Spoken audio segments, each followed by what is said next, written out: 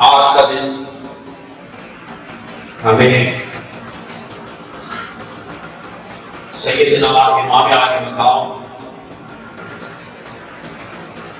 حضرت امام حسین رضی اللہ تعالیٰ عنہ کی سیرت کو، آپ کی شخصیت کو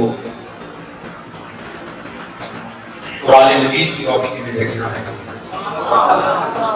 کیونکہ دوستوں بزرگوں حسینیت یہ ہے کہ قرآن مجید کے اور اس میں رسول صلی اللہ علیہ وسلم کے سانچے میں ڈھل جانے کا نام حسینیت ہے۔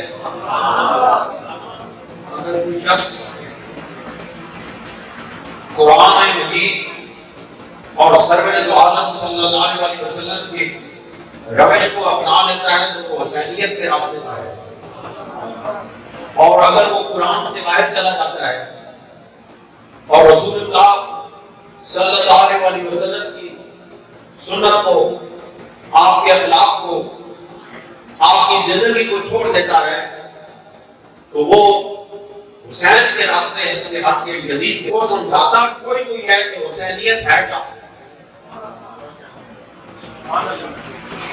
وہ کون سی چیز ہے جس نے حسین کو حسین بنایا ہے، اور وہ کون سی پستیاں اور ذلتیں ہیں جنہوں نے یزید کو یزید بنایا ہے۔ دوستو، عظمتوں، رفتوں، بلندیوں اور سربراہی کا نام حسینیت ہے، پستیوں، ذلتوں، رسوائیوں اور گہرائیوں میں بس جانے کا نام یزیدیت ہے۔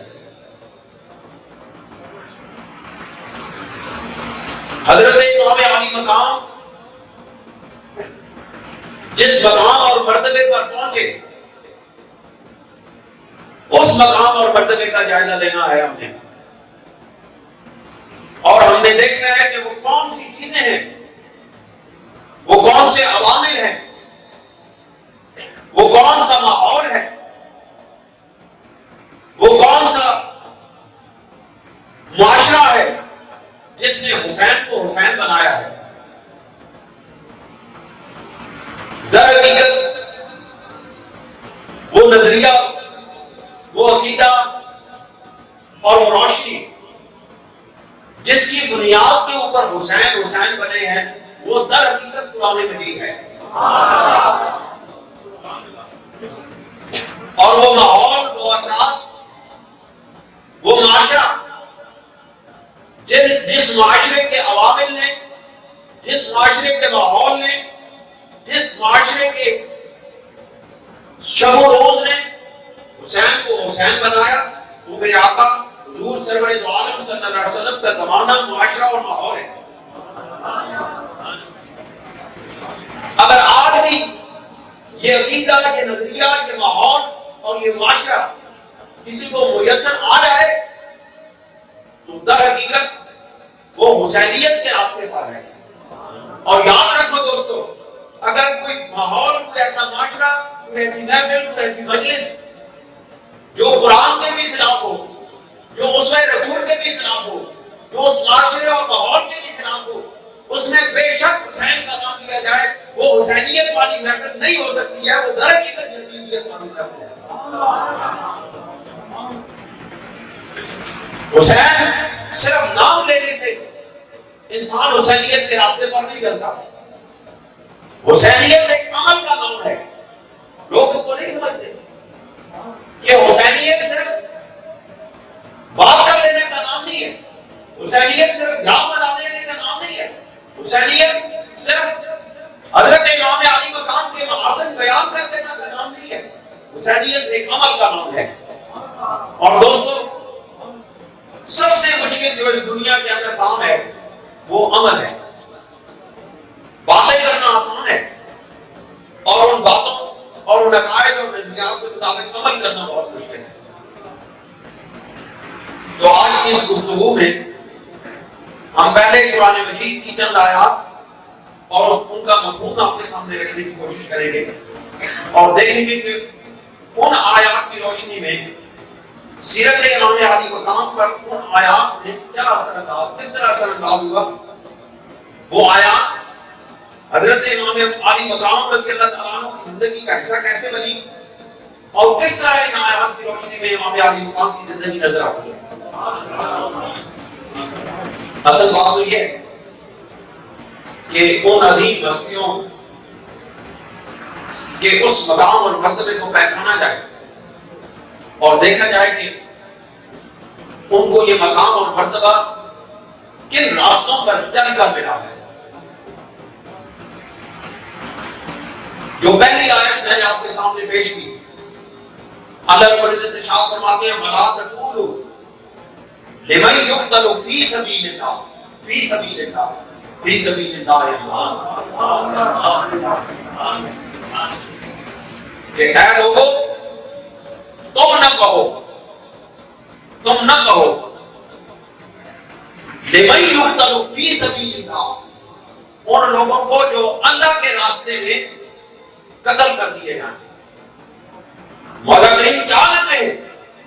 اللہ رب العزت ارشاد فرماتے ہیں وَلَا تَقُولُوا لِمَن يُقْتَلُ فِي سَبِيلِ اللَّهِ أَمْوَاتٌ تم نہ کہو لوگوں کو مردہ جو اللہ رب العزت کے راستے میں شہید کر دیے گئے ہیں۔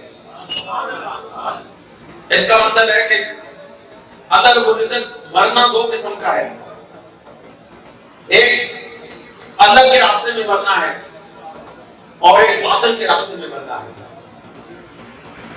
اللہ کے راستے میں مرنے سے حیات ملتی ہے اور باطل کے راستے میں ملنے سے گمنامی کے اندھیرے ملتے ہیں۔ اللہ رب العزت کا راستہ ایک ایسا راستہ ہے جو انسان کو زندگی بخشتا ہے اور باطل کا راستہ وہ راستہ ہے جو انسان کو گمنامی، مردگی اور پستی بخشتا ہے۔ دوستوں اور بزرگوں، اللہ رب العزت انسانوں کو کہتے ہیں کہ تم ان کو مردہ مت کہو۔ اس کا مطلب ہے کہ اللہ رب العزت کو معلوم ہے، اللہ رب العزت کو علم ہے، اس کے قدیم علم میں یہ بات موجود ہے کہ اللہ رب العزت کے راستے میں مر جانے والوں کو لوگ، اللہ رب العزت کے راستے میں زندگی قربان کر دینے والے لوگوں کو لوگ مردہ کہیں گے۔ نہیں سمجھے بات نہیں؟ بھائی جو لوگ اللہ کے راستے میں اپنی جان قربان کر دیں لوگ ان کو مردہ کہیں گے، اور سب سے زیادہ جو عظیم الشان جان قربان کرتا ہے، اگر کوئی شخص، اگر کوئی ہستی اس زندگی میں اللہ رب العزت کے راستے میں سب سے اعلیٰ ترین مثال کے ساتھ زندگی قربان کرتا ہے، وہ نبی کریم ہوتے ہیں اور ہمارے آقا و مولا حضور علیہ السلام ہوتے ہیں۔ جب شہید کو مردہ کہنا منع ہے تو رسول اللہ کو مردہ کہنا منع ہے۔ جب اللہ رب العزت ایک شہید کو کہتا ہے جس کو شہادت ملتی ہے رسول اللہ کے راستے پر چلنے کی وجہ سے، جس کو شہادت ملتی ہے رسول اللہ کے نام پر اپنی جان قربان کر دینے کی وجہ سے، جس کو یہ عظمتیں، یہ برکتیں، یہ بلند شانیں ملتی ہیں رسول اللہ کے قدموں کے تحت، جب اس کو مردہ کہنا منع ہے تو رسول اللہ کو مردہ کہنا نہیں منع ہے۔ بات سمجھ آئی؟ اس لیے اللہ رب العزت نے کہا کہ تم شہید کو مردہ مت کہو کیونکہ وہ ہمارے راستے میں مرا ہے، کیونکہ اس نے ہمارے راستے میں جان دی ہے۔ دوستوں اور بزرگوں، اللہ رب العزت نے زبان پر یہ لفظ لانے کو منع کر دیا ہے کہ کوئی شخص میرے راستے میں اپنی جان دینے والے کو مردہ نہیں کہہ سکتا۔ کیوں؟ وجہ کیا ہے مولا؟ ہم اس شخص کو مردہ کیوں نہ کہیں؟ رب ذوالجلال فرماتا ہے بلا کلا تشعرون کہ تم ان کے حیات کو سمجھ ہی نہیں سکتے۔ وہ جو زندگی پا گئے ہیں، جو وہ حیات پا گئے ہیں، تمہیں اس کا عشر عشیر بھی سمجھ نہیں آتا، اس لیے تمہیں کیسا پتا چلے کہ ان کو زندگی کیسی ملی ہے۔ انہوں نے آئے دوستو، ان کو زندگی ملی ہے، انہوں نے دیدار مصطفیٰ کیا ہے، ان کو زندگی ملی ہے، انہوں نے دیدار خدا کیا ہے۔ جب یہ نعمتیں مل جانے کے بعد بھی اگر کوئی مردہ رہ جائے تو پھر اس کی زندگی کا کیا فائدہ؟ رسول اللہ نظر آ جائے، رب نظر آ جائے، پھر بھی وہ مرا رہے تو پھر کیا زندگی اور کیا موت ہے؟ پھر اسی کا تو زندگی ہے جس کو رب نظر آ جائے، جس کا دیدار الہی مل جائے، جس کو رسول اللہ کا دیدار مل جائے، اصل حیات اس کی ہے، باقی تو سارے مردہ ہیں۔ اللہ رب العزت نے ارشاد فرمایا کہ لوگوں کے ذہنوں میں یہ بات آ سکتی تھی کہ جو لوگ اللہ رب العزت کے راستے میں صرف شہید ہو جائیں ان کو ہی حیات ابدی ملتی ہے، ان کو ہی حیات ابدی ملتی ہے جو رب کے راستے میں قتل کر دیے جائیں۔ اللہ رب العزت نے کہا کہ ہماری رحمت اتنی کم نہیں ہے دوستو، ہم جب حیات بخشنے پر آتے ہیں تو پھر ہم انسان کے نیت اور ارادے کو دیکھ لیتے ہیں کہ کوئی قتل ہو کے آتا ہے، کوئی شہید ہوتا ہے میدان جنگ میں تو ہم اس کو زندگی عطا کرتے ہیں، اور اگر کوئی ہماری محبت میں شہید ہو جاتا ہے تو ہم اس کو بھی اپنی زندگی حیات عطا کرتے ہیں، محبت رسول میں اور عشق مصطفیٰ میں اور عشق الہی میں مر جاتے ہیں، وہ بھی شہید ہے۔ عشق الہی میں مر جانے کا نام بھی شہادت ہے۔ دوستوں تو اللہ تک نہیں پتہ چلے کہ عشق مصطفیٰ اور عشق الہی کے اندر مر جانے والے شہید ہیں۔ آپ داتا علی اکبری کے بازار میں چلے جائیں، وہ عشق مصطفیٰ میں شہید ہے۔ عشق اکبری کے بازار پہ چلے جائیں، وہ عشق الہی میں شہید ہے۔ خواجہ سید عمر محمد کے بازار پہ چلے جائیں، وہ عشق مصطفیٰ میں شہید ہے۔ اللہ رب العزت نہ ان کی شہادت کو رائے گان کرتا ہے، نہ اللہ رب العزت ان کی شہادت کو رائے گان کرتا ہے۔ وہ سر کٹا کے شہید ہوتے ہیں، یہ اپنا سر جھکا کے شہید ہوتے ہیں۔ وہ سر کٹا کے شہید ہے، یہ سر جھکا کے شہید ہے۔ کیا بات ہے؟ کس بنیاد کے اوپر؟ اللہ رب العزت ارشاد فرماتے ہیں وَلَئِن قُتِلْتُمْ فِي سَبِيلِ اللَّهِ، اور اگر تم اللہ رب العزت کے راستے میں شہید ہو جاؤ، قتل کر دیے جاؤ، اور وہ تم یا تم مر جاؤ، وَلَئِن قُتِلْتُمْ فِي سَبِيلِ اللَّهِ، اگر تم اللہ رب العزت کے راستے میں شہید ہو جاؤ، اور وہ تم یا تمہیں طبعی موت آ جائے، یا شہید کر دیے جاؤ، یا رب الجلال کی اس محبت میں اللہ رب العزت کے اس راستے میں رسول اللہ صلی اللہ علیہ وسلم کے اس راستے میں چلتے چلتے تمہیں موت آ جائے تو پھر کیا ہے؟ اللہ رب العزت ارشاد فرماتے ہیں مغفرۃ من اللہ ورحمۃ، تو اس کے لیے مغفرت ہے اور رحمت ہے اللہ رب العزت کی طرف سے۔ مغفرۃ من اللہ ورحمۃ، تو اللہ رب العزت کی طرف سے اس کے لیے مغفرت ہے اور رحمت ہے۔ خیر مما یجمعون، تم جتنے خزانے جمع کرتے ہو، جتنی چیزیں جمع کرتے ہو، ان سب سے بہتر وہ مغفرت بھی ہے اور خیر بھی ہے اور رحمت بھی ہے۔ اس پر حضرت ابن کثیر رحمۃ اللہ علیہ لکھتے ہیں کہ تضمن ھذا ان القتل فی سبیل اللہ، یہ آیت اس بات کے ضمن میں ہے کہ جو شخص اللہ رب العزت کے راستے میں قتل ہو جائے، موت آیا جب اور اسی طرح اس کو موت آ جائے، یعنی یا وہ شہید ہو جائے یا وہ اس کو موت آ جائے، تو کیا ہے وسیلۃ الی نیل رحمت اللہ وعفوہ ورضوانہ، تو یہ اس کو اللہ رب العزت کی رحمت اور رضا کی طرف جانے کا ایک راستہ مل جاتا ہے۔ وذالک خیر من بقاء من الدنیا فی الدنیا، اور یہ دنیا میں رہنے والی جتنی بھی چیزیں ہیں سب سے زیادہ بہتر ہے۔ آپ دیکھیں دوستو، یہ آیات ہے، ان آیات یہ جو زندگی قربان کی، یہ اسی نظریے اور عقیدے کی بنیاد کے اوپر ہے کہ ان کو معلوم ہے کہ ہم اللہ کے راستے پر چل رہے ہیں، اور ان کو معلوم ہے کہ ہمیں جو اگر قتل کر دیا جائے گا یا ہم اس دنیا کے اندر طبعی موت نہیں مریں گے تب بھی ہمیں حیات ابدی حاصل ہوگا۔ دوستو اور بزرگوں، پھر ایک اور آیت جو انسانی زندگی پر بہت عظیم الشان اثرات مرتب کرتی ہے، وہ آپ علماء سے کئی بار سن چکے ہیں۔ اللہ رب العزت ارشاد فرماتے ہیں وَلَا تَحْسَبَنَّ الَّذِينَ قُتِلُوا فِي سَبِيلِ اللَّهِ، کہ تم اس بات کا گمان بھی نہ کرو کہ جو لوگ اللہ رب العزت کی بارگاہ میں شہید ہو گئے، امواتن، ان کو موت، ان کو مردہ گمان بھی نہ کرو، بل احیاء عند ربہم، بلکہ وہ اللہ رب العزت کے پاس زندہ ہیں، عند ربہم یرزقون، اور ان کو رزق عطا فرما دیا جاتا ہے، رزق عطا کیا جاتا ہے۔ دوستوں اور بزرگوں، اب پہلی آیت کا اندازہ لگائیں۔ اللہ رب العزت کہتے ہیں کہ وَلَا تَقُولُوا لِمَن يُقْتَلُ فِي سَبِيلِ اللَّهِ أَمْوَاتٌ، کہ تم اللہ کے راستے میں جو شہید ہو جائیں ان کو مردہ نہ کہو۔ اور یہاں کہتے ہیں وَلَا تَحْسَبَنَّ الَّذِينَ، کہ ان کو گمان بھی نہ کرو، کہ پہلے کہا تھا زبان سے نہ کہو، اب کہا زبان سے جب کہنا بند کر دیا ہے تو اب دل کے اندر گمان بھی نہ کرو۔ اللہ رب العزت شہداء اسلام کے بارے میں ہر چیز صاف کر دینا چاہتا ہے، ہر چیز کو صاف کر دینا چاہتا ہے۔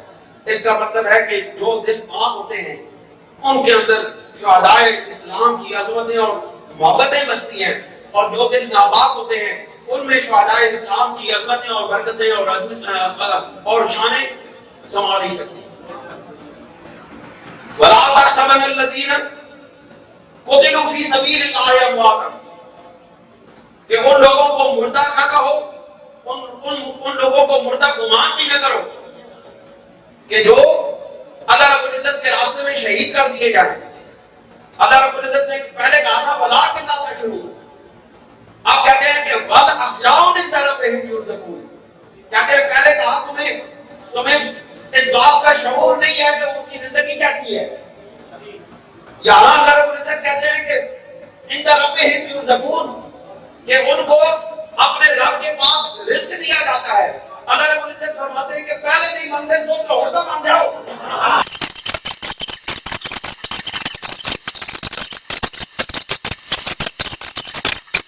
لیکن دل پر تو کوئی پاسبان نہیں بیٹھا، دل پر تو کوئی چوکیدار نہیں بیٹھا جو روک دے۔ ارے دوستو، اگر دل پر پاسبان بٹھانا ہے تو پھر کسی اللہ والے کے پاس بیٹھنا پڑے گا جو تمہارے دل پر پاسبان بٹھا دے۔ کہ اللہ رب العزت پہلے فرماتے ہیں کہ تم مردہ نہ کہو جو اللہ کی راہ میں شہید ہو جائے۔ ہو سکتا ہے کہ ماحول، معاشرہ، ایک گرد کا دباؤ اس کو زبان درازی کرنے سے روک دے، لیکن دل پر پاسبان بٹھانے کے لیے کسی دل والے کے پاس بیٹھنا پڑتا ہے۔ جب تک یہ نہیں پاک ہوتا رانا صاحب، جب تک یہ نہیں پاک ہوتا اس وقت تک شیطان اس کے اندر وسوسے ڈالتا رہتا ہے اور وہ شہداء کی حیات کے متعلق بدگمانیاں پیدا کرتا رہتا ہے۔ اور اسی واسطے آپ نے دیکھا ہوگا کہ جو اللہ کے بندوں کے ساتھ اپنی نسبت قائم کر لیتے ہیں وہ قرآن کو بھی مانتے ہیں، وہ رسول کو بھی مانتے ہیں، وہ حیات کو بھی مانتے ہیں، وہ شہید کو بھی مانتے ہیں، وہ نبی کو بھی مانتے ہیں، وہ اللہ کے ولیوں کو بھی مانتے ہیں۔ وَلَا تَحْسَبَنَّ الَّذِينَ قُتِلُوا فِي سَبِيلِ اللَّهِ أَمْوَاتًا بَلْ أَحْيَاءٌ، بلکہ وہ زندہ ہیں، بلکہ وہ زندہ ہیں۔ عند ربہم یرزقون، ان کو اپنے رب کے پاس رزق عطا فرمایا جاتا ہے۔ اور رزق کا خاصہ یہ ہے، اور رزق کا یہ خاصہ ہے کہ وہ زندوں کو دیا جاتا ہے۔ رزق کا یہ خاصہ ہے کہ وہ صاحب حیات کو دیا جاتا ہے۔ دوستوں اور بزرگوں، اگر یہاں پر کوئی یہ تعویل کرے کہ جو وہ رزق نور ہے، کہتے ہیں نا کہ وہ رزق جو ہے وہ نور ہے، تو ارے لوگوں پھر نور کا رزق نور والوں کو دیا جاتا ہے۔ کہتے ہیں جنت میں شہید حدیث پاک کی روشنی میں جنت میں چلا جاتا ہے اور جنت کے باغوں کی سیر کرتا ہے، وہاں اسے وہ نور والا رزق دیا جاتا ہے۔ ہم کہتے ہیں تم ماننے پر آؤ تو رزق کو نور مان لو، نہ ماننے پر آؤ تو رسول اللہ کو نور نہ مانو۔ ماننے پر آتے ہو تو رزق کو نور مان لیتے ہو، نہ ماننے پر آؤ تو رسول کے نور کا انکار کر دیتے ہو۔ ہمیں تمہاری عقلوں کی سمجھ نہیں آئی کہ عقل کدھر گئی ہے تمہاری، سمجھے کہ نہیں؟ کوئی پتہ نہیں چلنا کہ نہیں، یا کوئی نہیں؟ عقیدہ مضبوط ہو رہا ہے کہ کوئی نہیں؟ اہل سنت و جماعت، اہل سنت و جماعت، اہل سنت و جماعت، یہ عقیدہ ترازو پہ تلا ہوا ہے، نہ ادھر جھکتا ہے نہ ادھر جھکتا ہے۔ اس جیسا پاک صاف عقیدہ دنیا میں کسی کا نہیں ہے، اس جیسا پاکیزہ عقیدہ دنیا میں نہیں ہے۔ اور میں اکثر دوستوں کو کہتا ہوں کہ دوستو تمہیں گھبرانے کی ضرورت نہیں ہے، تمہارا ہر عقیدہ قرآن کی کسوٹی پہ پرکھا ہوا ہے، اور ہر عقیدے کے پیچھے قرآن مجید کی آیات کی مضبوطی کھڑی ہے۔ صرف یہ ہے کہ قرآن مجید کو سمجھنے کا شعور پیدا کرو، جذبہ پیدا کرو، دل کے اندر قرآن پر نور بٹھانے کی کوشش کرو۔ یاد رکھیں قرآن نور ہے اور یہ نور والوں کو سمجھ آتا ہے، یہ اس دل میں اترتا ہے جس دل میں نور ہو، یہ اس سینے میں اترتا ہے جو سینہ نور والا ہو۔ یہ کیونکہ نور والا کلام ہے، نور پر اترا ہے، نور والے سینے میں آتا ہے، نور والے دل پر اثر کرتا ہے۔ نہیں سمجھے؟ بس اس کا بہترین طریقہ یہ ہے کہ گنبد خضرا سے اپنی لو لگا لو، وہاں سے نور حاصل کرو، اپنے سینے کو منور کرو تاکہ وہ نور کی تاثیرات تمہارے دل میں اتر جائیں۔ خدا کی قسم قرآن تمہیں سمجھ آ جائے گا، ورنہ انسان ساری زندگی ٹکرے مارتا رہے، قرآن اس کو سمجھ نہیں آتا۔ لفظوں کو سمجھنا اور ہے اور قرآن مجید کی آیات کے اندر اتر جانا اور ہے۔ قرآن مجید کے لفظوں کو سمجھ لینا اور بات ہے، اور قرآن مجید کے حقائق سے آگاہ ہونا یہ کسی اللہ والے کے پاس بیٹھنے سے ملتا ہے۔ ورنہ اتنے علماء، بڑے بڑے علماء، جید قسم کے علماء کو صوفیاء کرام کے دروازوں پر اور وہ کیا کہتے ہیں تخت سے بنی ہوئی چٹائیوں پر اور اس مٹی میں اپنے آپ کو برباد کرنے کی ضرورت کیا تھی؟ اس لیے بات یہ ہے کہ ظاہر علم اور ہے، علم حقیقی اور ہے۔ تو میں عرض کر رہا تھا کہ اللہ رب العزت فرماتے ہیں کہ اللہ رب العزت ان کو اپنی جناب میں رزق عطا فرماتا ہے، اور رزق حیاتی کی دلیل ہے۔ دوستوں اور بزرگوں، اب سوال یہ پیدا ہوتا ہے کہ یہاں تک یہ جتنی بات کی گئی ہے یہ تو اللہ رب العزت کے بارگاہ میں اپنی جان کا نذرانہ پیش کر دینے کی بات ہے، کیا اس کے علاوہ کوئی اور معاملہ بھی ہے جس کی وجہ سے انسان کو یہ مقام اور مرتبہ حاصل ہوتا ہے؟ تو دوستوں اور بزرگوں میں ایک اور آیت آپ کے سامنے عرض کرتا ہوں۔ ساری تاریخ کربلا اس کے اندر چھپی ہوئی ہے، پورا کربلا کا جتنا منظر ہے وہ اس آیت میں چھپا ہوا ہے، میں اب وہ آپ کے سامنے پیش کرنے لگا ہوں۔ لیکن کربلا کا پس منظر، کربلا کی تاریخ، وہ کون سے عوامل اور وہ کون سی باتیں تھی جن کی وجہ سے حضرت امام علی مقام مدینہ منورہ سے نکل کر ریگ کربلا تک آئے تھے، یہ کل پیش کروں گا۔ آج میں صرف سیرت امام علی مقام کی چند گوشے آپ کے سامنے رکھنے کی